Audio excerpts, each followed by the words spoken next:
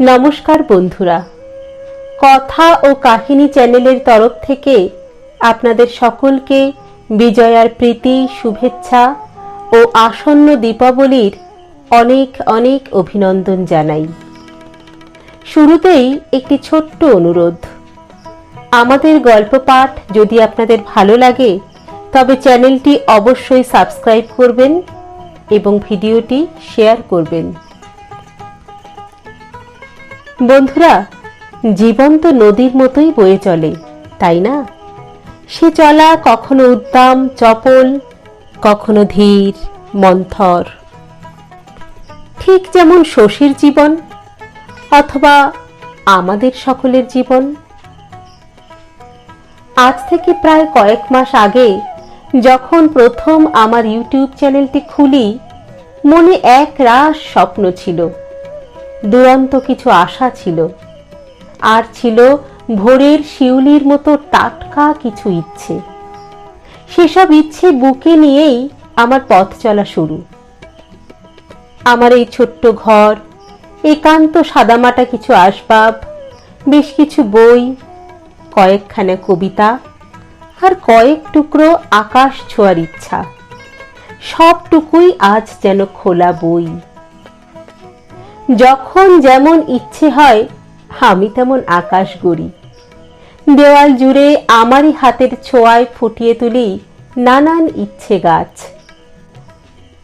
হোক না যতই নগণ্য, হোক না যত সাদামাটা, তবু তো ওরা আমারই মনের ফসল, আমার আকাশ। সে আকাশে আমার ইচ্ছে মতো উড়ে বেড়ানোর অবাধ স্বাধীনতা। শশীও তো ঠিক এমনই একটা আকাশ চায়, যে আকাশে সে অবাধে বিচরণ করবে। কিন্তু শশীর সে স্বপ্ন পূরণ হবে কি? কুসুমের প্রতি তার অব্যক্ত ভালোবাসা, গোপালের প্রতি তীব্র অভিমান, আর কুসুমের গ্রাম ত্যাগের ঘটনায় শশীর হৃদয় ভাঙার অনুচ্চারিত হাহাকার। উপন্যাসটি পড়তে পড়তে মনে হয় গাওদিয়ার জল, মাটি, আকাশের মধ্যে আমিও যেন মিলেমিশে গিয়েছি। গত সপ্তাহে আপনাদের কথা দিয়েছিলাম আমরা খুব শীঘ্র উপন্যাসটির অন্তিম পর্ব নিয়ে আসব। আজ সে কথা আমরা রাখতে চলেছি। আজ আমরা আপনাদের শোনাব উপন্যাসটির অন্তিম পর্ব। আসুন তবে শুনে নিই। শুরু হচ্ছে পুতুল নাচের ইতিকথা, অন্তিম পর্ব।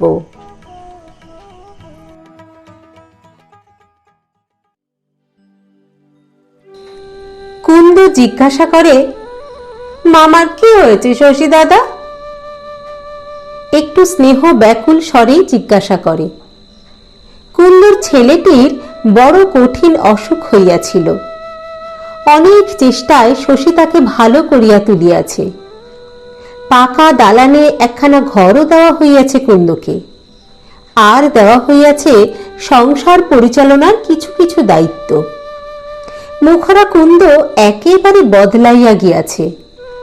কত সামান্য কামনা থাকে এক একটি স্ত্রীলোকের, যার অভাবে স্বভাবটি হইয়া ওঠে হিংস্র, খিটখিটে। শশীরও আজকাল মনে হয় না, কুন্দর প্রকৃতি তেমন মন্দ নয়, মোটামুটি ভালোই মেয়েটা। নিজের কাজের চাপে আজকাল আর বেশি সিন্ধুর দিকে নজর দিবার সময় পায় না। কুন্দ যে সিন্ধুকে বেশ যত্নটত্ন করে, তাতে শশী আরো খুশি হয়। কুন্দের প্রশ্নের জবাবে সে বলে, আমি জানি না কুন্দ। কুন্দ বলে, আপনি বিয়ে টিয়ে করবেন না, কাল মামা আমার কাছে বড় দুঃখ করছিলেন। শশী বলে, বাবা দুঃখ করছিলেন না তুই বাবার কাছে দুঃখ করছিলি? কুন্দ একটু হাসিয়া বলে, আমরা দুজনেই করছিলাম।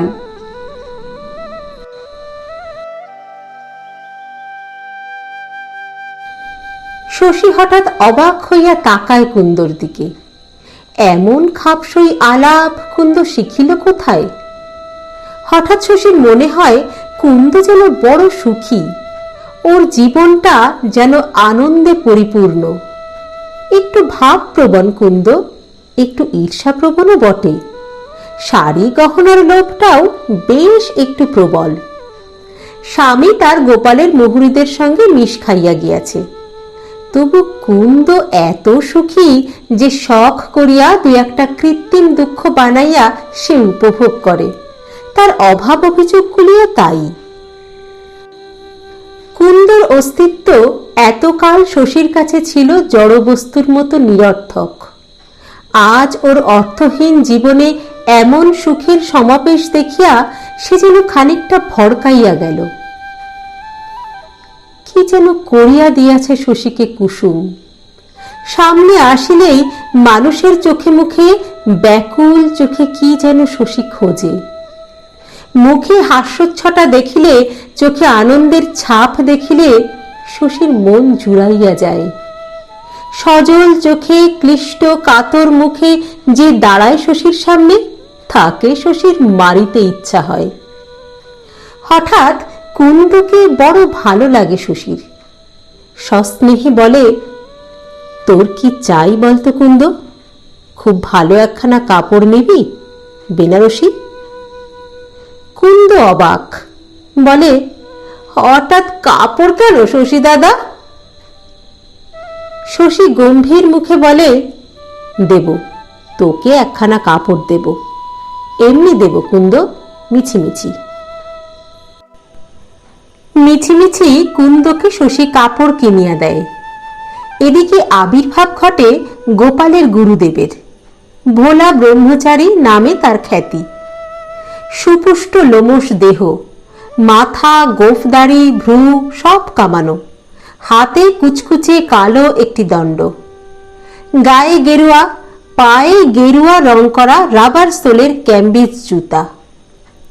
বছর পাঁচেক একই গোপাল একরকম ভুলিয়াই ছিল। হঠাৎ এমন ব্যাকুল ভাবে স্মরণ করিয়াছে যে ভগবানকে করিলে হয়তো তিনিও দেখা দিতেন। সসম্মানে ষষ্ঠাঙ্গে প্রণাম করিল, স্বহস্তে পা ধোয়াইয়া দিল। অন্তরের একখানা ঘর আগেই ধুইয়া মুছিয়া পরিষ্কার করিয়া রাখা হইয়াছিল, সেখানে ভোলা ব্রহ্মচারীকে থাকিতে দেওয়া হইল। ব্রহ্মচারীকে শশী ভক্তি করিত। এ সময় হঠাৎ তাহার আগমনে বিশেষ খুশি না হইলেও শ্রদ্ধার সঙ্গে একটা প্রণাম করিল। ব্রহ্মচারী দিন 7 রহিয়া গেলেন। এই 7 দিন এক মুহূর্তের জন্য গোপাল তাহার সঙ্গ ছাড়িল না। কত প্রশ্ন গোপালের, কত ব্যাকুল নিবেদন। গোপালের অবহেলায় বাজিতপুরের কোর্টে একটা মামলা ফাঁসিয়া গেল। তা যাক, মনে বৈরাগ্য আসিয়াছে, ওসব মামলা মোকদ্দমা বিষয়কর্ম তার কাছে এখন তুচ্ছ। শুধু সেন দিদির জন্য তো নয়, আজ কত কাল হইল গোপালের মনে ভাবনা ঢুকিয়াছে কিসের জন্য এসব, কার জন্য সে এত কষ্টে অর্থ সম্পদ সংগ্রহ করিতেছে। একটা মেয়ে আছে সিন্ধু, 2 দিন পরে ওর বিবাহ দিলে পরের ঘরে চলিয়া যাইবে। তখন কি থাকিবে গোপালের? শশী? শশীর কাছে কোনো আশা ভরসাই সে রাখে না। বাপকে যে ছেলে ঘৃণা করে, তার কাছে কি প্রত্যাশা থাকে বাপের? ধরিতে গেলে সেই তো মনটা ভাঙিয়া দিয়াছে গোপালের। এই বড় আশ্চর্যের কথা যে কুসুমের মতো গোপালের মনটাও শশী ভাঙিয়া দিয়াছে। এ দুজনের মনের মতো হইতে না পারার অপরাধটা শশীর এত বড়। ভাঙা মনটা লইয়া কুসুম সরিয়া গিয়াছে, গোপাল আজও হাল ছাড়ে নাই।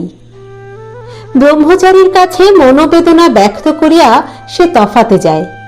ব্রহ্মচারী ডাকেন শশীকে, বলেন, বাবা শশী, তুমি বিদ্বান, বুদ্ধিমান, তোমাকে বলাই বাহুল্য যে খেয়ালের চেয়ে কর্তব্য অনেক বড়। শশী বলে, আগে হ্যাঁ, বাপকে শ্রদ্ধা ভক্তি করার চেয়ে বড় কর্তব্য ছেলের কি আর আছে?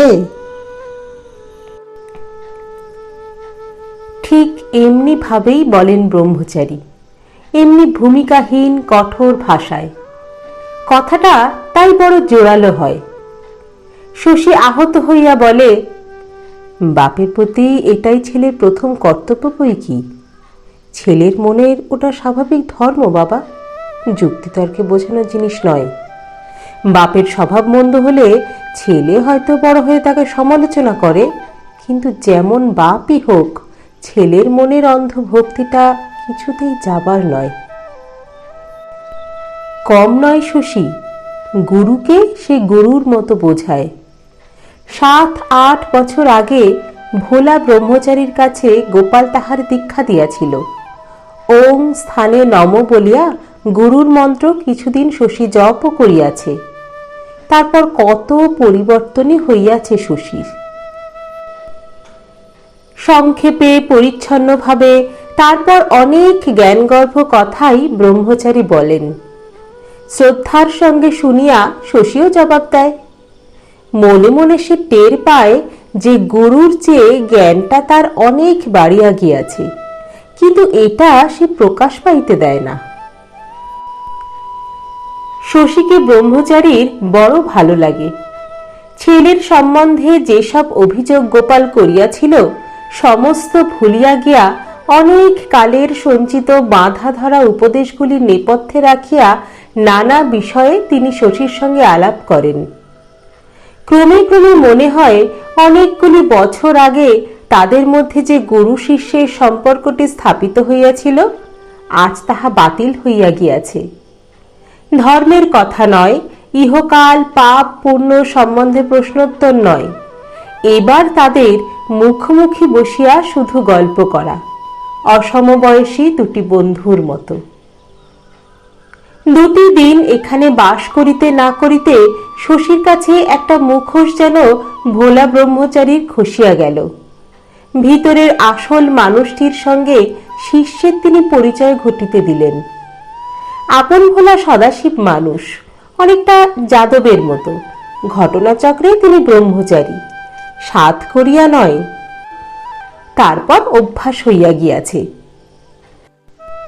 ক্রমে ক্রমে জীবনের 2টি একটি ঘটনা ও সম্ভাবনার কাহিনী শশীকে তিনি শোনান। প্রথম যৌবনে প্রথম সন্ন্যাসী জীবনের কথা, ঘরে যা মেলে নাই তাই অন্বেষণে দেশে দেশে যাযাবর বৃত্তি, অনিশ্চিতের সন্ধানে বাহির হওয়ার এসব কাহিনী চিরদিন শশীকে ব্যাকুল করে। তারও অনেক দিনের বাহির হওয়ার স্বাদ। গোপালের অনুরোধে শশীর মনটি ঘরের দিকে টানিবার চেষ্টা করিতে গিয়া তার ঘর ছাড়ার প্রবৃত্তিকেই ব্রহ্মচারী উস্কাইয়া দিয়া গেলেন। দিন 7 গুরুসঙ্গ করিয়া গোপাল যেন একটু গা ছাড়া দিয়া উঠিল। নিজের সঙ্গে কিছু একটা রফা করিয়া ফেলিয়া থাকিবে, কারণ দেখা গেল কর্তব্য সম্পাদন ও শশীর প্রতি ব্যবহার তার সহজ ও স্বাভাবিক হইয়া আসিয়াছে। শশীকে সে বলে, হাসপাতালে রোগীপত্র কেমন হচ্ছে শশী? শশী বলে, বাড়ছে 1-2টি করে। গোপাল আফসোস করিয়া বলে, বেগার খেটেই তুমি মরলে, মাইনে হিসাবে কিছু কিছু নাও না কেন? পরিশ্রমের দাম তো আছে তোমার, একটা লোক রাখলে তাকে তো দিতে হতো। শশী বলে, হাসপাতালের টাকা কোথায় যে নেব বাবা? সামান্য টাকার হাসপাতাল, আমিও যদি নিজের পাওনা গন্ডা বুঝে নিতে থাকি, হাসপাতাল তাহলে চলবে কি করে? তা নানিক শশী মাহিনা বাবদে কিছু, এখন সেটা আর আসল কথা নয় গোপালের কাছে। ছেলের সঙ্গে সে একটু আলাপ করিল মাত্র। এমনি নারী সুলভ এক ধরনের ছলনাময় ব্যবহার গোপালের আছে, শশীকে মাঝে মাঝে যা আশ্চর্য ও অভিভূত করিয়া দেয়। ভোলা ব্রহ্মচারীকে শশী কথার কথা বলে নাই। গোপালের প্রতি একটা অন্ধ ভয় মেশানো ভক্তি আজও তার মধ্যে অক্ষয় হইয়া আছে, হয়তো চিরকালই থাকিবে। গোড়ার দিকে অনেকগুলি বছর ধরিয়া তার মনের সমস্ত গাঁথনি যে গাঁথিয়া দিয়েছিল গোপাল, সেগুলি ভাঙিতে পারিবে কে? কয়েতপাড়ার পথ দিয়া চলিবার সময় একদিন শশী যামিনী কবিরাজের বাড়িতে শিশুর ক্রন্দন শুনিতে পায়। কচি গলার কান্না, খুবই যেন কচি মনে হয় গলাটা শশীর। বিপিনের কি এত ছোট শিশু আছে? অনেক দূর চলিয়া গিয়াও অনেকক্ষণ অবধি কান্নার সুরটি শশীর কানে বাজিতে থাকে। নিজের এই ভাব প্রবণতা ভালো লাগে না। যে শিশু জন্মিয়াছে সে মাঝে মাঝে কাঁদিবে বই কি, তাতে এতখানি বিচলিত হওয়ার কি আছে? নিজের বাড়িতেও এমন কান্না সে কত শোনে। সেনদিদি মারা যাওয়ার মাস তিনেক পরে একদিন অনেক বেলায় শশী ফিরিয়াছে। এমনি কান্নায় রত একটি শিশুকে বুকে করিয়া কুন্দ শশীর কাছে আসিয়া দাঁড়াইল, বলিল, সেনদিদির ছেলে শশী দাদা। রোদের তেজে আসনাত অভুক্ত শশীর মুখখানা শুকনো দেখাইতেছিল। আরো একটু পাংশু হইয়া সে বলিল, কার ছেলে বললি কুন্দ? সেনদিদির?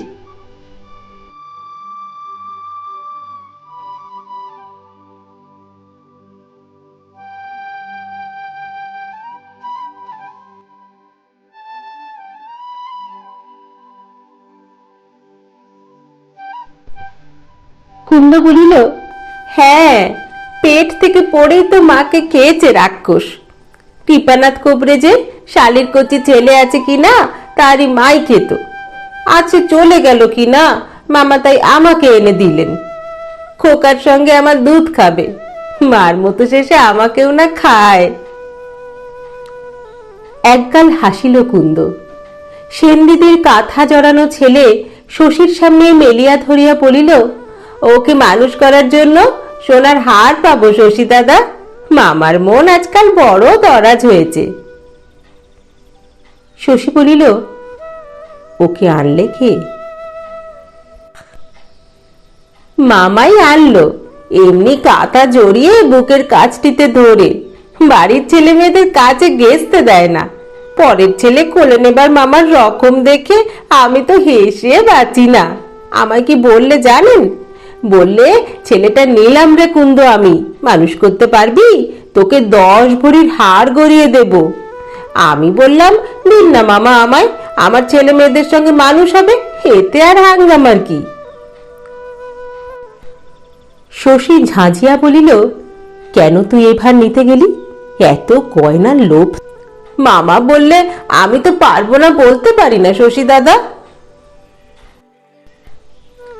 সন্দিগ্ধভাবে তাকায় কুন্দ, খানিক বোঝে খানিক বোঝে না। এতক্ষণ পরে শশী হঠাৎ জামা কাপড় ছাড়িতে আরম্ভ করিল। কুন্দ জিজ্ঞাসা করিল, এত রাগলেন কেন শশী দাদা? না, রাগিনী। সেনদিদির ছেলে কান্না থামাইয়াছিল। কুন্দ তাকে একটা চুমু খাইল, সস্নেহে গৌরবের সঙ্গে। কে জানে কি দুষ্টুমি আছে কুন্দর মনে। তারপর ছেলেকে আর একবার শশীর দিকে বাড়াইয়া দেয়া বলিল, কি সুন্দর হয়েছে ছেলেটা, দেখুন শশী দাদা। সেনদিদির মতো দেখতে হবে, মুখখানা দেখলে মায়া হয় না? শশী শান্তভাবে বলিল, তুই যা তো কুন্দ, ঘেমে টেমে হয়রান হয়ে এলাম, একটু বিশ্রাম করতে দে। কার উপরে রাগ করিবে শশী, কাকে বলিবে? সেনদিদির ছেলে যে সুন্দর হইয়াছে তাতে সন্দেহ নাই, আশ্চর্য রকম সুন্দর হইয়াছে। সেনদিদির যে জমজমাট রূপ বসন্ত হরণ করিয়াছিল, ছেলের মধ্যে যেন তার ক্ষতিপূরণ হইয়াছে সুদ সমেত। এতটুকু ছেলে, কাঁচা সোনার মতো কি তার রং! ওর মুখ দেখিয়া গোপালের যদি মায়া হইয়া থাকে, মায়া করিয়া গোপাল যদি এই অনাথ শিশুকে বুকে করিয়া ঘরে তুলিয়া আনিয়া থাকে, তাতে কার কি বলিবার আছে? এ তো মহত্ব, প্রশংসনীয় কাজ। ক্ষোভে দুঃখে এর জন্য এমন কাতর হওয়া তো শশীর উচিত নয়। সেনদিদির ফুলের মতো শিশুকে দেখিয়া একটু কি মায়া হইল না শশীর? মায়া করার স্বাভাবিক প্রবৃত্তি কি তার এমনভাবে নষ্ট করিয়া দিয়া গিয়াছে কুসুম? গম্ভীর বিষণ্ণ মুখে শশী স্নান করিতে গেল। সেনদিদির ছেলেকে কোলে করিয়া কুন্দ অদূরে বসিয়া থাকায় ভালো করিয়া খাওয়া পর্যন্ত হইল না শশীর।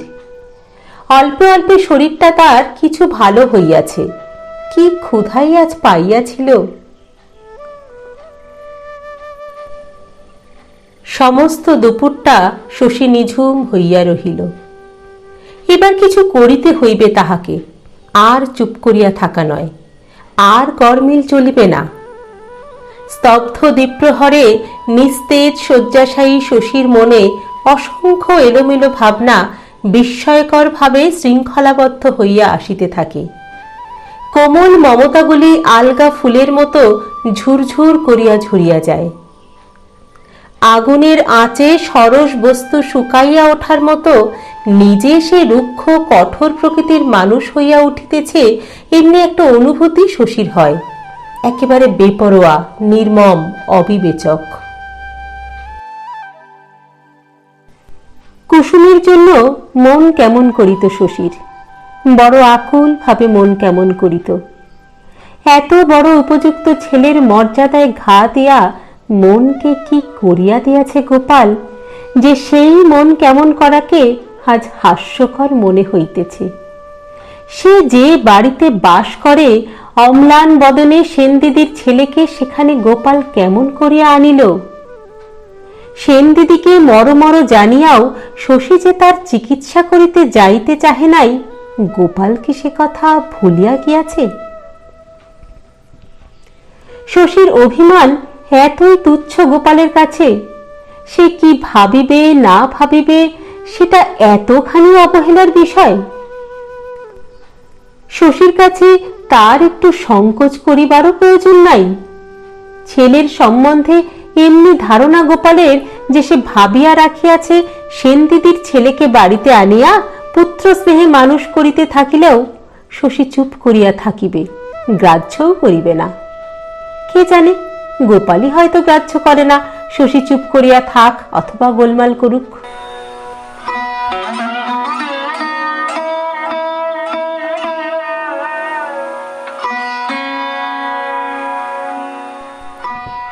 পরদিন সকালে শশী হাসপাতাল কমিটির মেম্বারদের কাছে জরুরি চিঠি পাঠাইয়া দিল। শীতলবাবুর বাড়িতে সন্ধ্যার পর কমিটির জরুরি সভা বসিল। শশী পদত্যাগপত্র পেশ করিল। ডাক্তারের জন্য বিজ্ঞাপনের খসড়া দাখিল করিল। প্রস্তাব করিল যে হাসপাতালের সমস্ত দায়িত্ব কমিটির সুযোগ্য প্রেসিডেন্ট শীতলবাবুর হাতে চলিয়া যাক। কমিটির হতবম্ব সভ্যরা প্রশ্ন করিলেন, কেন শশী, কেন? শশী বলিল, আমি গা ছেড়ে চলে যাচ্ছি। এবার আর দ্বিধা নয়, গাফিলতি নয়, অনিবার্য গতিতে শশীর চলিয়া যাওয়ার আয়োজন অগ্রসর হইতে থাকে। হাসপাতাল সংক্রান্ত ব্যাপারগুলি শীতলবাবুকে বিশদভাবে বুঝাইয়া দেয়, টাকা পয়সার সম্পূর্ণ হিসাব দাখিল করে, আর ভবিষ্যতের কার্যপদ্ধতি সম্বন্ধে কিছু কিছু নির্দেশও লিখিয়া দেয়। ডাক্তারের জন্য কাগজে যে বিজ্ঞাপন দেওয়া হইয়াছিল তার জবাবে দরখাস্ত আসে অনেকগুলি। কমিটির সভ্যদের সঙ্গে পরামর্শ করিয়া তাহাদের মধ্যে কয়েকজনকে শশী দেখা করিতে আসিবার জন্য পত্র লিখিয়া দেয়। সকলে খুঁতখুঁত করে, কেহ হায় হায় করিতেও ছাড়ে না। কোথায় যাইবে শশী, কেন যাইবে? সে চলিয়া গেলে কি উপায় হইবে গাঁয়ের লোকের? পাশ করা ডাক্তারের দরকার হইলে আবার কি তাহাদের ছুটিতে হইবে বাজিতপুর? সকলে কৈফিয়ত চায় শশীর কাছে, তার সঙ্গে তর্ক জুড়িবার চেষ্টা করে। শশী না দেয় কৈফিয়ত, না করে তর্ক। মৃদু একটা হাসির দ্বারা অন্তরঙ্গতাকে গ্রহণ করিয়া প্রশ্নকে বাতিল করিয়া দেয়। তবু খবরটা প্রচারিত হওয়ার পর হইতে চারিদিকে এমন একটা হইচই শুরু হইয়াছে যে মনে মনে শশী বিচলিত হইয়া থাকে। কেবল ডাক্তার বলিয়া স্বার্থের খাতির তো নয়, মানুষ হিসাবেও মনের মধ্যে সকলে তাহাকে একটু স্থান দিয়াছে বই কি। সাধারণের ব্যাপারগুলিতে সে উপস্থিত থাকিলে সকলের মনে উৎসাহের সঞ্চার হয়, তার উপরে নির্ভর রাখিয়া সকলে নিশ্চিন্ত থাকে। এ তো অকারণে হয় না, কত বড় সৌভাগ্য শশীর। না চাহিয়া জনতার এই প্রীতি পাইয়াছে, এ তো শুধু সৎকার্যের পুরস্কার নয়। কি এমন সৎকার্যটা শশী করিয়াছে? রাস্তাঘাটের সংস্কারের জন্য কোদাল ধরে নাই, ম্যালেরিয়া নিবারণের জন্য ডোবা পুকুরে কেরোসিন ছড়ায় নাই, নাইট স্কুল খোলে নাই, গ্রাম্য সমিতি ছাত্রসংঘ প্রভৃতি গড়িয়া তোলে নাই, কিছুই করে নাই। তবু হয়তো আশেপাশের 10টা গ্রামে শশীর চেয়ে বেশি প্রভাব আর কারোর নাই। শশীকে যদি সকলে ভালো না বাসিবে এমনটা তবে হইবে কেন? শশী তাদের ভালোবাসে না, শশীকেই তারা ভালোবাসিয়াছে। গ্রাম ও গ্রাম্য জীবনের প্রতি মাঝে মাঝে শশী গভীর বিতৃষ্ণা বোধ করিয়াছে। ধরিতে গেলে আজ কত বছর এখানে তার মন টিকিতেছে না, তবু ক্ষতের বেদনার মতো স্থায়ী একটা কষ্ট শশীর মনের মধ্যে আসিয়াছে। গ্রাম ছাড়িবার কথা ভাবিলে কেমন করিয়া ওঠে মনটা।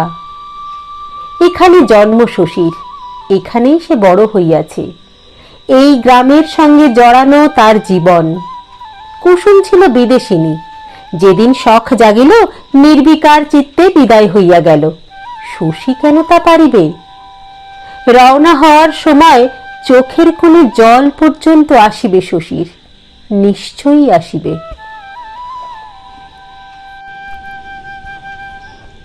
কুন্দ কাঁদে, বলে, কেন শশী দাদা, কেন চলে যাচ্ছেন আমাদের ছেড়ে? সেনদিদির ছেলের ভার লওয়ায় কুন্দর কাজ বাড়িয়াছে, তবু সে শশীর সেবা বাড়াইয়া দেয়। শশী যতক্ষণ বাড়িতে থাকে কোনো না কোনো ছলে কুন্দ বারবার কাছে আসে, ছল ছল চোখে শশীর দিকে তাকায়।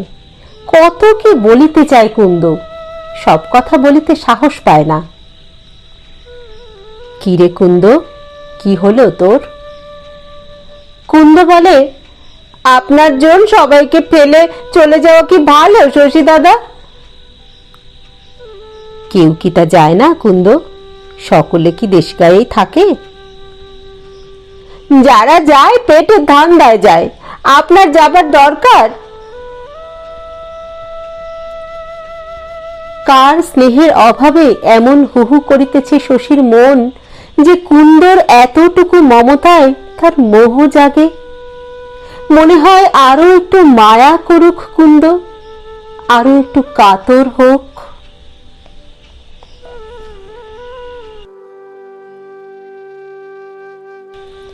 কাতর হইয়াছে গোপাল, একেবারে যেন আধমরা হইয়া গিয়াছে মানুষটা। নিজের বাড়িতে চোরের মতো বাস করে, ভীত করুণ চোখে তফাৎ হইতে শশীর মতলবাদীর সন্ধান লয়। সামনাসামনি শশীর সঙ্গে কথা বলিবার সাহসও গোপাল পায় না। কে জানে কি বলিতে কি বলিয়া বসিবে তার দুরন্ত অবাধ্য ছেলে। কোথায় যাইতে চায় শশী, কি করিতে চায়, সঠিক খবর কেহ গোপালকে দিতে পারে না। তবে ব্যবস্থা দেখিয়া সকলে অনুমান করে যে 2-4-10 দিনের জন্য সহজ সাধারণ যাওয়া নয়, যাওয়াটা শশীর যাওয়ার মতোই হইবে। তারপর একদিন শশীর চিঠির জবাবে হাসপাতালের চাকরির জন্য দরখাস্তকারীদের মধ্যে একজন গ্রামে আসিয়া পৌঁছিল। নাম তার অমূল্য, শশীর সঙ্গে একই বছর পাশ করিয়া বাহির হইয়াছে। নাম শশীর মনে ছিল না, এখন দেখা গেল শশীর সে চেনা। অমূল্যর সঙ্গে আলাপ করিয়া শশীর ভালো লাগিল।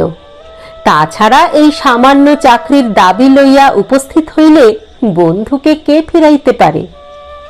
লোক বাঁচিবার আর প্রয়োজন রহিল না। কয়েকদিন পরে পরে যাদের আসিবার জন্য তারিখ দেওয়া হইয়াছিল তাদের বারণ করিয়া চিঠি লিখিয়া দেওয়া হইল। নিজের বাড়িতেই অমূল্যকে একখানা ঘর শশী ছাড়িয়া দিল।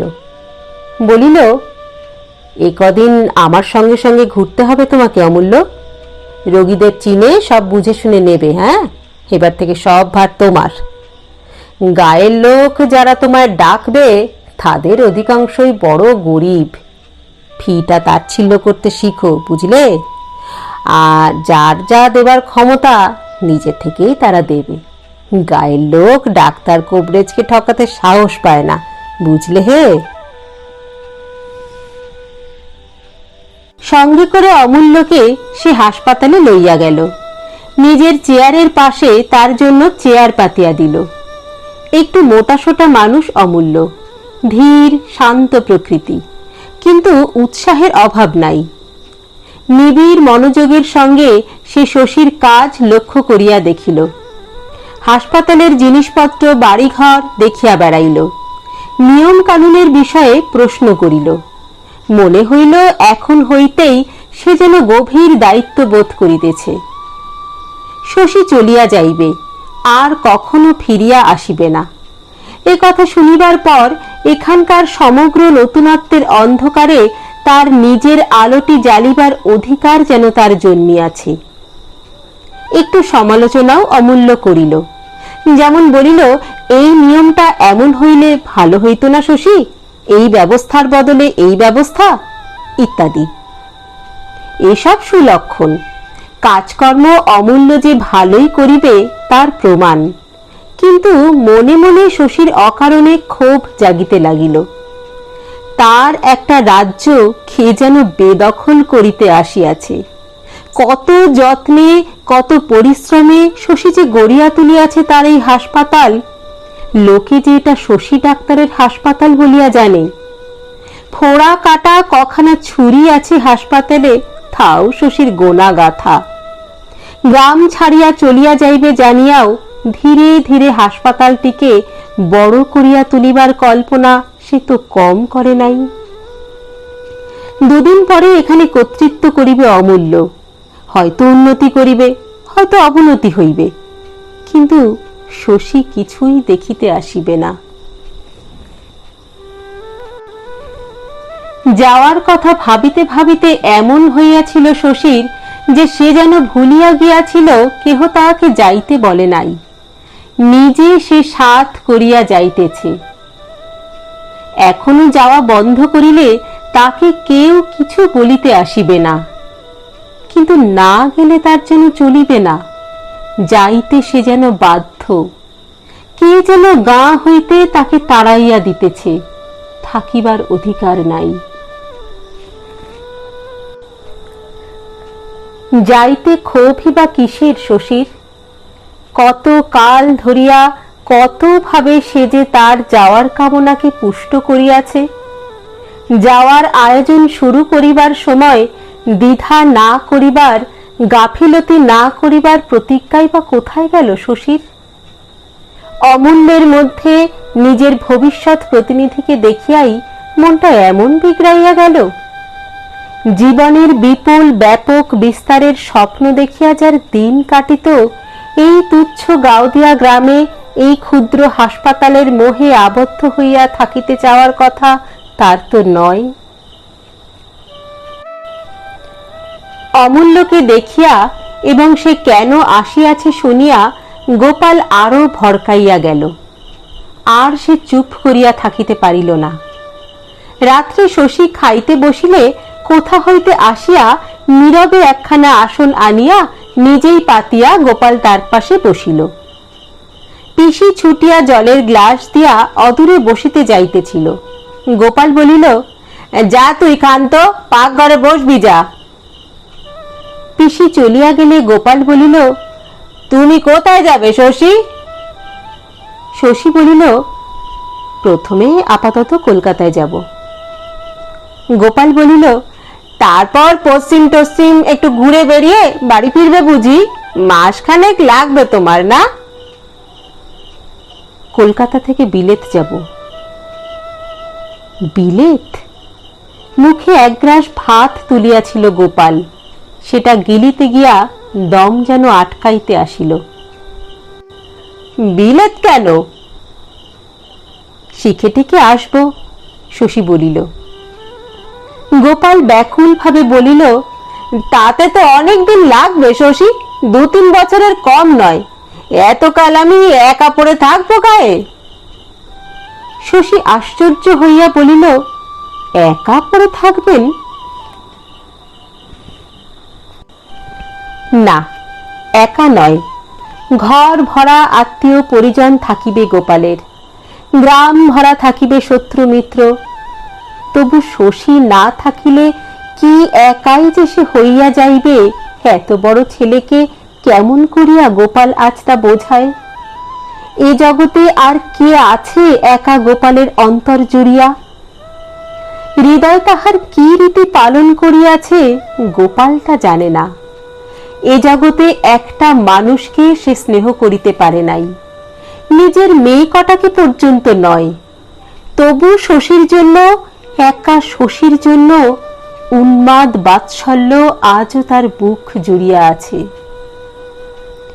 গাম্ভীর্য, ধীরতা সব খসিয়া যায় গোপালের। জড়ানো ভারী গলায় সে বলে, কেন যাবি বাবা আমার উপর রাগ করে? তোর তো আমি কিছুই করিনি। শশী মৃদু স্বরে বলিল, জীবনের উন্নতি করতে যাব, এতে রাগের কি আছে? একটু ভাবিয়া গোপাল বলিল, 3-4 বছর পরে ফিরে হয়তো আমায় আর দেখতেই পাবি না শশী। 3-4 বছর পরেও সে যে ফিরিয়া আসিবে না, সে বিষয়ে শশী কিছু বলিল না, নীরবে ভাত মাখিতে লাগিল। গোপাল আবার বলিল, বুড়ো হলাম, হঠাৎ একদিন যদি মরে যাই, আর তুইও যদি কাছে না থাকিস, কে সব দেখবে শশী? সারা জীবন খেটে খুটে যা কিছু করেছি সব তো ছাড়ে খাড়ে যাবে। শশী বলিল, আপনার যাকে খুশি দিয়ে দেবেন।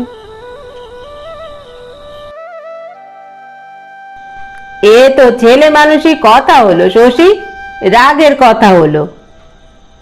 বলিয়া গোপাল উৎসুক দৃষ্টিতে চাহিয়া রহিল। মিথ্যা আশা, প্রতিবাদ করিয়া কিছুই তো বলিল না শশী। ভিতরে ভিতরে একটা জ্বালা বোধ করিতেছিল গোপাল। কি অদ্ভুত বিকারগ্রস্ত সে সন্তান, যার মনের নাগাল মেলে না। কি হইয়াছে বলুক না শশী, জানাক না ঠিক কি সে চায়। অনেক অধিকার ত্যাগ করিয়া ছেলের ইচ্ছায় গোপাল আজ সায় দিবে, নিজের অনিচ্ছার দিকে একেবারেই তাকাইবে না। উপযুক্ত হইয়াছে, অবাধ্য হইয়াছে ছেলে, কি আর করিবে গোপাল? নীরবে সবই তাহাকে সহিতে হইবে। এই ধরনের কিছু কথা শশীকে সে বলে। তার কথায় এক প্রকার অদ্ভুত মিনতি ধ্বনিত হইতে থাকে। কি উগ্র ক্রোধ আর নিদারুণ ভয় আর গভীর দুঃখ মনের মধ্যে চাপিয়া রাখিয়া গোপাল কথা বলিতেছে, বুঝিতে পারিয়া নিজেকে বড় বিপন্ন বোধ করে শশী। তবু ধরা ছোঁয়া সে দেয় না। পিতা পুত্রে কি আজ শুরু হইয়াছে বুঝিতে কারো বাকি নেই। ঘরে দরজা জানালার আড়ালে জড়ো হইয়া সকলে ওত পাতিয়া আছে। চড়া গলায় এদের কথা শুরু হইলে প্রাণ ভরিয়া শুনিবে। বাড়ির একটা অস্বাভাবিক স্তব্ধ আবহাওয়া স্পষ্ট অনুভব করা যায়। কখন ঝড় উঠিবে ঠিক নাই। ঝড় উঠিল সম্পূর্ণ অন্য দিক দিয়া। হঠাৎ সেনদিদির ছেলেকে কোলে করিয়া কোথা হইতে কুন্দ আসিয়া দাঁড়াইল। বলিল, খেয়ে উঠে একটা দেখবেন তো শশী দাদা, গাটা বড্ড গরম বোধ হচ্ছে। শশী মুখ তুলিল না, কথা বলিল না। গোপাল বা হাত বাড়াইয়া উদ্বিগ্ন স্বরে বলিল, জ্বর হয়েছে নাকি দেখি? দেখ তো শশী, একবার গায়ে হাত দিয়ে, জ্বর হয়েছে মনে হচ্ছে। শশী নিঃশব্দে ভাত ফেলিয়া চলিয়া গেল। জ্বর হয়েছে কিনা দেখিবার জন্য অতটুকু শিশুর গায়ে একবার হাত দিবার অনুরোধ, তার জবাবে অমন করিয়া উঠিয়া গেলে সে কাজের মানে গোপালের মাথাতেও ঢোকে বই কি। কুন্দর বিস্মিত দৃষ্টিপাতে লজ্জায় গোপালের গায়ে কাঁটা দিয়ে ওঠে। জীবনে বোধহয় এই প্রথম। তারপর ভয়ানকভাবে সে আত্মসম্বরণ করে। অভ্যস্ত গলায় হুঙ্কার দিয়া সে কুন্দকে বলে, দূর হ, দূর হ সামনে থেকে, দূর হ হারামজাদি।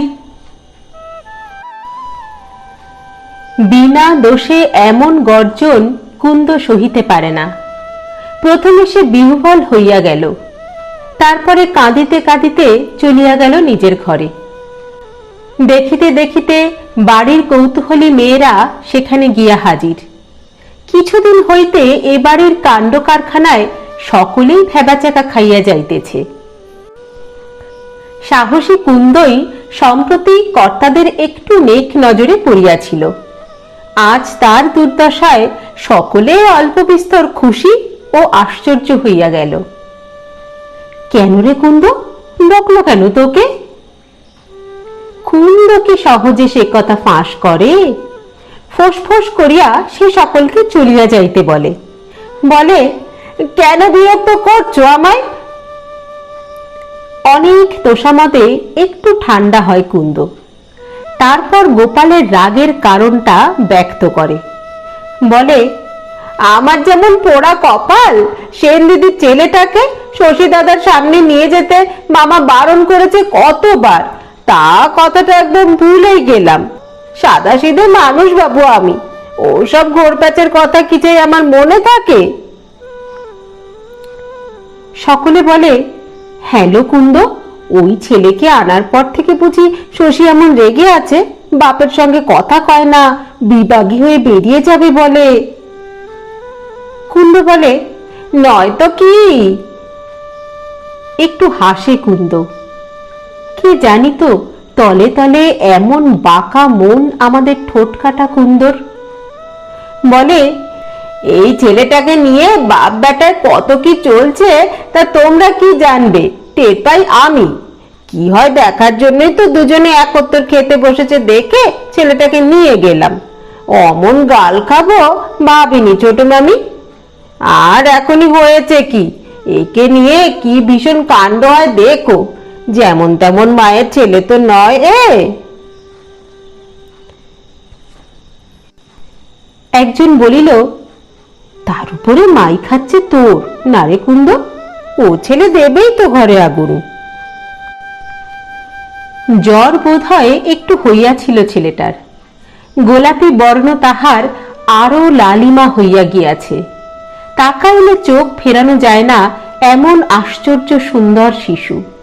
তাকে কেন্দ্র করিয়া এ বাড়িতে এত বড় একটা ঝড় উঠিবার উপক্রম হইয়াছে, এ যেন বিশ্বাস করা যায় না। কুন্দর চারিদিকে সমবেত মেয়েরা দুর্ভাগা ছেলেটাকে ঈর্ষা করে, বাৎসল্যে ব্যাকুল হয়। এর সঙ্গে এক বাড়িতে বাস করিতে চাহে না। কি কঠোর মনটা শশীর, স্নেহলেশ শূন্য অন্তঃকরণ। সেদিন রাত্রে বিনিদ্র গোপাল কি ভাবিল সেই জানে। পরদিন সকালে কুন্দকে সে চালান করিয়া দিল তার খুড় শ্বশুরের বাড়ি রাজাতলায়। সঙ্গে গেল তার স্বামী, পুত্র এবং সেনদিদির ছেলে। কাজটা করিয়া গোপাল যেন অনেকটা নিশ্চিন্ত হইল। রাগের কারণ দূর হইল, আর তো শশীর রাগ থাকিবে না। সেনদিদির ছেলে পৃথিবীতে আসিয়াছে বলে শশী রাগ করে নাই, তাকে বাড়িতে আনা হইয়াছে বলিয়া সে গৃহত্যাগ করিতে চাইতেছে। এ অন্যায় আবদার শশীর অসঙ্গত ব্যবহার। তবু মাথা নিচু করিয়া গোপাল যখন তাহার অভিযোগের প্রতিকার করিল, বাড়ি ছাড়িয়া যাইতে কি আর শশী পারিবে? পরের মুখে খবরটা ঠিকমতো শশীর কানে পৌঁছিবে না আশা করিয়া চোখ কান বুঝিয়া নিজেই গোপাল খবরটা তাহাকে শোনাইয়া দিল। বলিল, কুন্দকে আজ শ্বশুর বাড়ি পাঠিয়ে দিলাম শশী। শশী বলিল, রাজাতলায়? গোপাল বলিল, হ্যাঁ, যামিনীর ছেলেটাকেও সঙ্গে দিলাম। যামিনীর ছেলের প্রসঙ্গ উঠিলে শশী মুখ খোলে না। গোপাল আবার বলিল, কুন্দ এখন ওখানেই থাকবে, বলে দিয়েছি এখানে আসার আর দরকার নেই ওদের। শশীর সঙ্গে ষড়যন্ত্র করিয়াই কাজটা সে হাসিল করিয়াছে এমনি ভাবে গলা নামাইয়া গোপাল আবার বলিল, আসল কথা কি জানিস বাবা, এক ঢিলে দুই পাখি মেরেছি। কুন্দকেও সরালাম, পরের ছেলে গাড়ি করার দায় থেকেও রেহাই পেলাম। যা খুশি করুক গিয়ে, এবার আমি কিছু জানি না। কেটে কেটে চিঠি লেখে তো 2-4 টাকা পাঠিয়ে দেব, ব্যাস পুড়িয়ে গেল সম্পর্ক। তাই যদি ইচ্ছে ছিল গোপালের বিপিনের কাছ হইতে সেন দিদির ছেলের ভার গ্রহণ করিবার, তার প্রয়োজন কি ছিল? শশী তা জানিতে চাহে নাই, তাই রক্ষা। জবাব গোপাল দিতে পারিত না। শশীকে গোপাল ছাড়িতে পারে না, সেন দিদির ছেলেকে ফেলিতে পারে না। অনেক ভাবিয়া চারিদিক রক্ষা করার জন্য পাকা রাজনীতিকের মতো সে যে চাল চালিয়েছে, তার সমর্থনের জন্য এরকম 2-1টা বানানো পাকা কথা না বলিলে চলিবে কেন? ছেলের সঙ্গে তর্ক করিয়া অখণ্ড যুক্তি দাঁড় করানোর জন্য তো এসব বলা নয়। এ শুধু তাকে জানানো যে হার গোপাল মানিয়াছে। ওরে পাথরের পুত্র দেবতা, এবার তুই তোর ভীষ্মের প্রতিজ্ঞা ছাড়।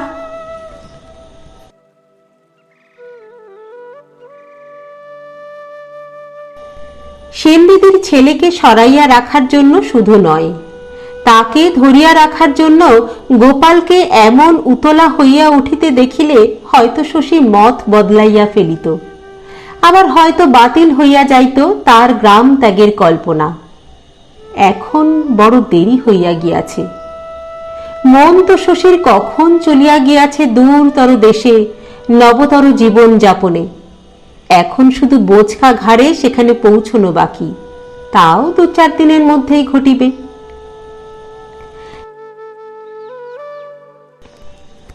সারা দিন গোপালের নিশ্চিন্ত প্রফুল্ল ভাব শশীকে পীড়া দিল।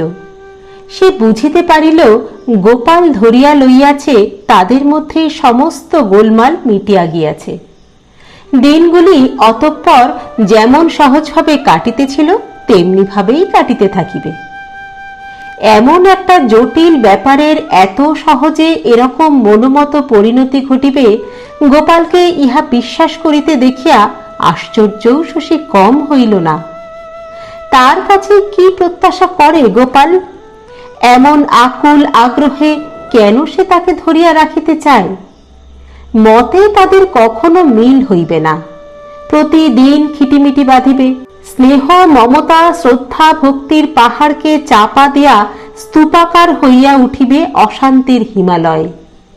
তবু শশীকে গ্রামে বসিয়া এই আত্মবিরোধময় সংকীর্ণ জীবনযাপন করিতে হইবে? এত বড় বিপুলা পৃথিবী পড়িয়া থাকিতে তাদের দুটি বিরোধী ব্যক্তিত্বকে অর্থহীন অব্যবহার্য স্নেহের মোহ আশ্রয় করিয়া থাকিতে হইবে এই ক্ষুদ্র গৃহকোণে। সেনদিদির ছেলেকে বাড়িতে আনার জন্য মনে মনে শশীর যত বড় আঘাতে লাগিয়া থাক, গৃহত্যাগের কারণ হিসাবে আজ তা বহু গুণে তুচ্ছ হইয়া গিয়াছে। গ্রাম ছাড়িয়া যাইতে যে গভীর দুঃখ জাগিয়াছে শশীর মনে, ও ধরনের মানসিক বিতৃষ্ণার অজুহাত তার কাছে খাটানো চলে না।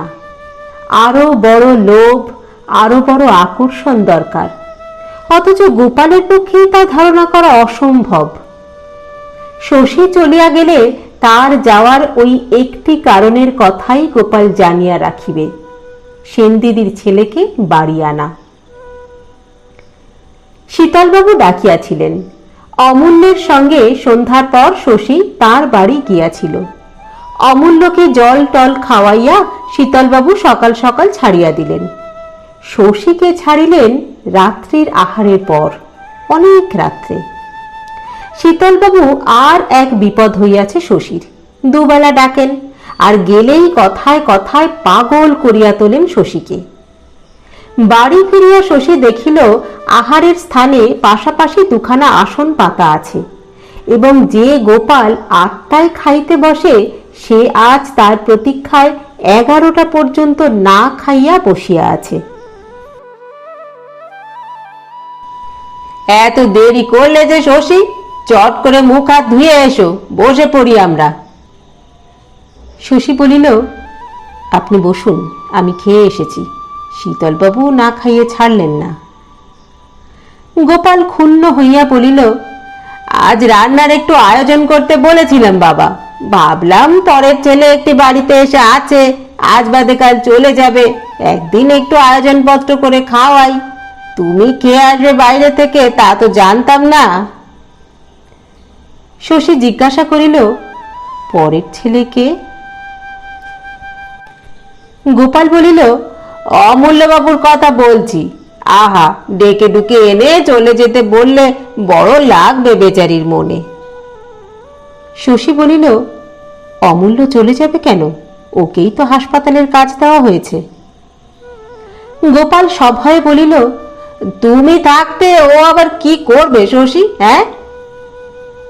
শশী বলিল, আমি পরশু রওনা হব ভাবছি।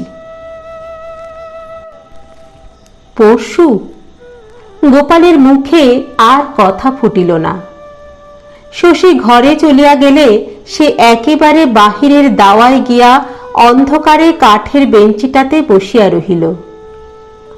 একজন মুনিশ দাওয়ায় শয়নের আয়োজন করিতেছিল। সে এক ছিলিম তামাক সাজিয়া দিল গোপালকে।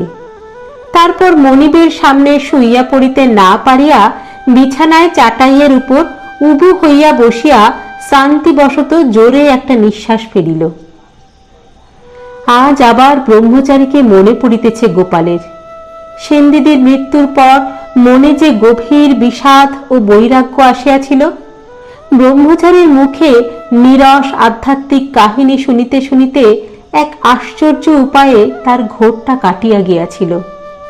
আজ বড় অবসাদ, আজ বড় অবসন্ন মনে হইতেছে নিজেকে। বিচিত্র কাণ্ড কারখানা ভরা দীর্ঘ জীবনটা আজ অকারণ অর্থহীন মনে হইতেছে, কোনো কাজেই লাগিল না। শশীর জন্মের দিনটি হইতে তারই পানে চোখ রাখিয়া কত কল্পনাই গোপাল করিয়াছে, যার ডগাটি আকাশে ঠেকিয়া প্রায় হইয়াছে আকাশ কুসুম। লেখাপড়া শিখিয়া এই কি রীতিনীতি শিখিয়াছে শশী? বাগান, বাড়ি, জমিজমা, ধন সম্পদ, আত্মীয় পরিজন, এত সব যে গোপাল একত্র করিয়াছে, এ কি তার নিজের জন্য? তার আর কতদিন বাকি? এসব তুচ্ছ করিয়া শশী যদি চলিয়া যায়, সমস্ত জীবনটাই গোপালের ব্যর্থ হইয়া যাইবে না?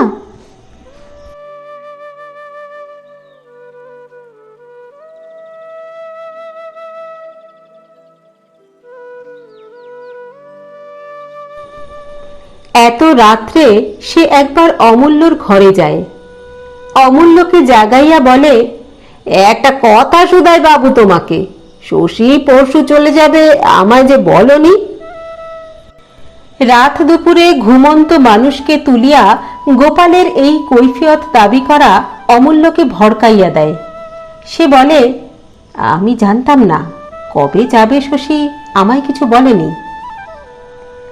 গোপাল অসন্তোষের সুরে বলে, আর সব বললে, এই কথাটা বললে না? কি যেন মতলব ছিল বাবু তোমার, তাই গোপন করেছিলে। অমূল্য জিভ কাটিয়া বলে, আগে না না, সে কি কথা? গোপাল বলিল, সে কি কথা? হ্যাঁ, আমার ছেলে দেশ ছাড়া হবে চিরকালের জন্য, আর তুমি তার জায়গায় জেকে বসবে, বড় ভালো মতলব ছিল তোমার। ওটো দেখি বাবু, সুখসজ্জা ছেড়ে জিনিসপত্র চুপি চুপি গুছিয়ে নাও, তারপর চলো আমরা বিদায় হই। ডাকাতের মতো দেখায় গোপালকে, খুনে দাঙ্গাবাজের মতো শোনায় তার কথাবার্তা। অমূল্যের ঘরে যে বিচিত্র নাটকীয় কথোপকথন চলে, কিছুই তা শান্ত শশীর চেতনায় পৌঁছায় না। জীবন সম্বন্ধে যে অমন তীব্রভাবে সচেতন, সে হইয়া থাকে পুতুলের মতো চেতনাহীন। তাকেই বাৎসল্য করে বলিয়া মধ্যরাত্রে গোপাল আজ যে বিচিত্র দৃশ্যের অবতারণা করে, যেসব অদ্ভুত কথা বলে, তা দেখিলে ও শুনিলে একটা অভিজ্ঞতা জন্মিয়া যাইত শশীর। চাপা গলায় খানিকক্ষণ অমূল্যের প্রতি তর্জন গর্জন করিয়া গরম মাথাটা বোধহয় একটু ঠান্ডা হয় গোপালের। সে ঘরে যায়। পরদিন খুব ভোরে শশীকে সে ডাকিয়া তুলিল। শশী উঠিয়া দেখিল মনীষের মাথায় বাক্স বিছানা চাপাইয়া কোথায় যেন যাওয়ার জন্য গোপাল প্রস্তুত হইয়া আছে। গোপাল সহজভাবেই বলিল, পরশু তো যাওয়া হয় না শশী, আমি আজ বাবার কাছে কাশি যাচ্ছি, 7-8 দিন আশ্রমে থাকবো। একজনের বাড়ি না থাকলে তো চলবে না, আমি ফিরে এলে যা হয় করিস। শশী বলিল, হঠাৎ কাশি যাবেন কেন? গোপাল পাল্টা জবাব দিয়া বলিল, হ্যাঁ রে শশী, চিরকাল সংসারে হাঙ্গামা নিয়ে হয়রান হয়ে এলাম। এখন তোরা বড় হয়েছিস, মন টন ব্যাকুল হলে 7টা দিনের ছুটিও কি আমি পাবো না? এটুকু আশাও কি তোদের কাছ থেকে আমার করা চলে না? শশী মৃদু স্বরে বলিল, তা বলিনি, কোথাও কিছু নেই, হঠাৎ যাবেন তাই জিজ্ঞাসা করছিলাম। কাল তো কিছু বলেননি আমাকে। গোপাল দারুণ অভিমান করিয়া বলিল, না যদি থাকতে পারিস তো বল, আমি যাওয়া বন্ধ করি। অদৃষ্টের লেখা কে খণ্ডাবে? শশী বলিল, বেশ তো, আসুন গিয়ে, কদিন পরে গেলেও আমার কোনো অসুবিধা হবে না। গোপালকে শশী প্রণাম করিল। সকালবেলায় স্বচ্ছ আলোয় দুজনের মুখ দেখিয়া মনে হইল না পিতা পুত্রে কোনো দিন কোনো সামান্য বিষয়েও মতান্তর ছিল। জীবনের গতি দুজনের বিপরীতগামী।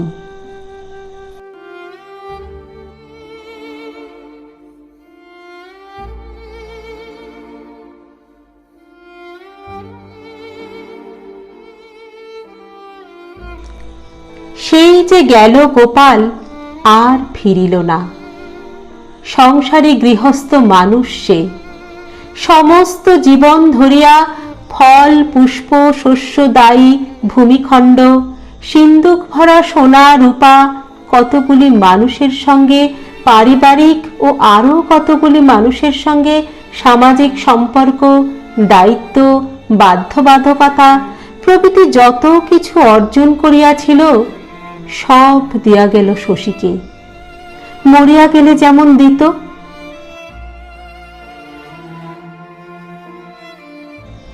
কুন্দ কয়েকদিন পরে ফিরিয়া আসিল।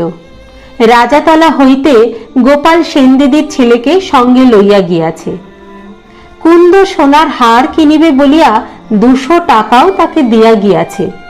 হয়তো ওটাই ছিল তার শেষ বাধ্যবাধকতা।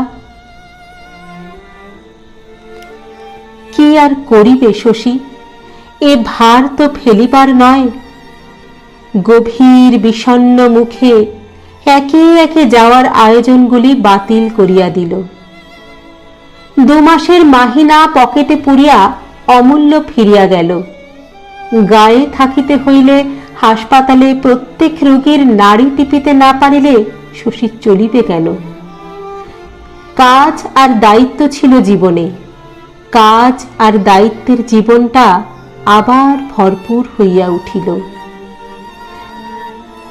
নদীর মতো নিজের খুশিতে গড়া পথে কি মানুষের জীবনের স্রোত বহিতে পারে? মানুষের হাতে কাটা খালে তার গতি এক অজানা শক্তির অনিবার্য ইঙ্গিত, মাধ্যাকর্ষণের মতো, যা চিরন্তন অপরিবর্তনীয়।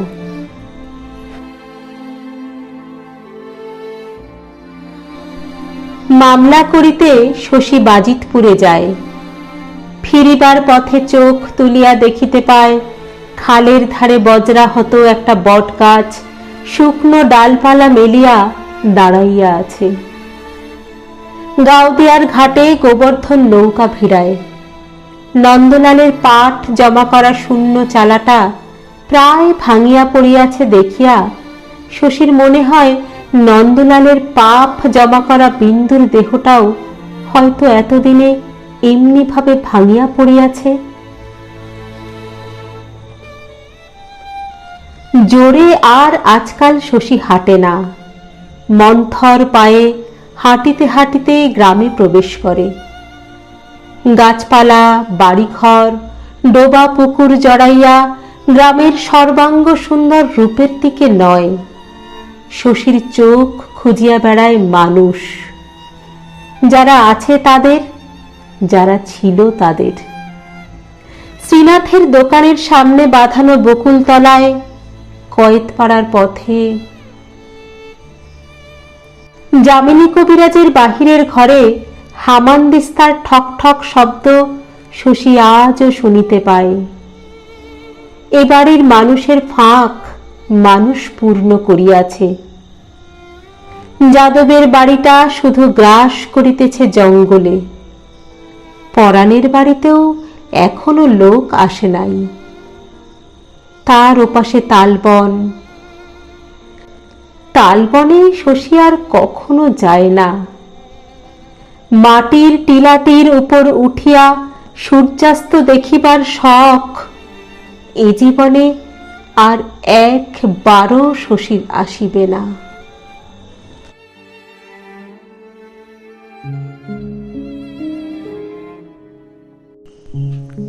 ব্যাস, এই উপন্যাস এখানেই শেষ। মানিকবাবু একবার বলেছিলেন, সত্যি তো আর পুতুল নয় মানুষ, অদৃশ্য শক্তি বা অন্য কোনো মানুষের আঙুলে বাঁধা সুতোর টানে সত্যি তো আর মানুষ পুতুলের মতো নাচে না। তাহলে পুতুল আসলে কারা? আর এই পুতুলের অদৃশ্য সুতো তবে কার আঙুলে বাঁধা? এর উত্তর অবশ্য মানিকবাবু নিজেই দিয়ে গিয়েছেন তার উপন্যাসের মধ্যে দিয়ে। সেই অদৃশ্য সুতো আসলে কোনো অদৃশ্য শক্তির আঙুলে বাঁধা নেই, বরং বাঁধা পড়ে আছে মানুষের নিজের হাতেই। মানুষ সব জেনেও পুতুল হয়ে থাকে, কখনো সমাজের কাছে, কখনো পরিবারের কাছে, আবার কখনো ভালোবাসার মানুষের কাছে। বন্ধুরা, আপনাদের জীবনেও এমন কোনো অভিজ্ঞতা আছে কি? আমাদের অবশ্যই কমেন্ট বক্সে জানাবেন। আজ তাহলে এই পর্যন্তই। আজকের গল্প পাঠে ছিলাম আমি রাকানাথ এবং সহযোগিতায় প্রাপ্তি ভৌমিক। আগামী সপ্তাহে নতুন কিছু গল্প পাঠ নিয়ে আবার ফিরে আসবো আপনাদের কাছে। আর আমাদের ডেসক্রিপশন বক্সে অন্যান্য গল্পগুলির লিংক কিন্তু দেওয়াই আছে, ইচ্ছে হলে অবশ্যই একবার ঘুরে দেখে আসবেন। এবার তবে বিদায়। আগামী দীপাবলি সকলে খুব খুব ভালো করে কাটান। সকলে ভালো থাকবেন, সুস্থ থাকবেন এবং অবশ্যই আমাদের সঙ্গে থাকবেন। নমস্কার।